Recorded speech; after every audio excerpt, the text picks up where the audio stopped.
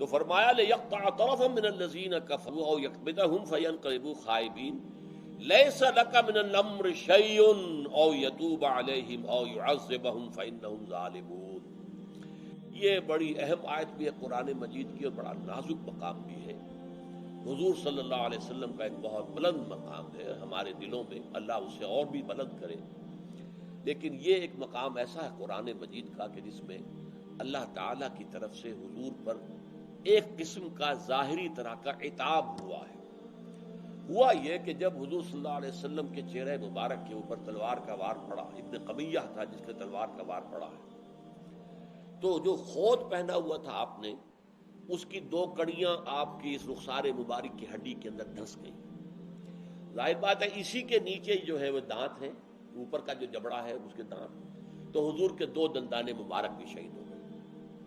اچھا، وہ کڑیاں جو گھس گئی تھیں اس اپنے رخسار مبارک کی ہڈیوں کے اندر، اسے پھر ایک صاحب نے نکالنے کی کوشش کی ہے دانتوں سے پکڑ کر، تو ان کے دانت نکل گئے اور وہ کڑیاں نہیں نکلی۔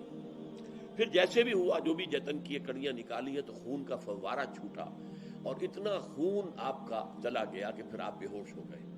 اس سے پہلے، بے ہوش ہونے سے پہلے، آپ کی زبان مبارک سے ایک کلمہ نکل گیا، کیف یہدی اللہ قوما خضبوا وجہ نبیہم بالدم۔ اللہ اس قوم کو کیسے ہدایت دے گا جس نے اپنے نبی کے چہروں کو خون سے رنگ دیا؟ اب یہ ذرا حضور کی شان کے مطابق بھی نہیں تھی بات، اور پھر یہ کہ فیصلہ تو اللہ کے ہاتھ میں ہے، اللہ کس کو ہدایت دے دے۔ لہذا یہاں وہ الفاظ ہیں لیس لک من الامر شیء، اے نبی آپ کے ہاتھ میں کوئی اختیار نہیں ہے، کسی کو ہدایت دینا نہ دینا اللہ کے ہاتھ میں۔ جیسے کہ فرمایا گیا ہے اے نبی انک لا تہدی من احببت ولکن اللہ یہدی من یشاء، آپ کے ہاتھ میں اختیار نہیں ہے کہ جس کو چاہیں آپ ہدایت پر لے آئیں، یہ اللہ کا اختیار ہے، جس کو چاہے ہدایت دیتا ہے۔ جس کی سب سے بڑی مثال ابو طالب حضور کے محسن ہیں، پرورش کرنے میں بھی ہاتھ ہے، پھر یہ کہ پوری سپورٹ خاندان بنی ہاشم کی ان کے ذریعے سے ملی ہوئی، لیکن ایمان نہیں لائے۔ کس قدر خواہش تھی حضور کی کہ بغیر ایمان کے، بغیر کلمہ شہادت کے یہ دنیا سے رخصت نہ ہو۔ مرتے دم بھی کہا ہے چچا جان میرے کان میں ہی کلمہ شہادت پڑھ دیجئے، میں اللہ کے ہاں گواہی دے دوں گا کہ انہوں نے کلمہ شہادت ادا کیا تھا۔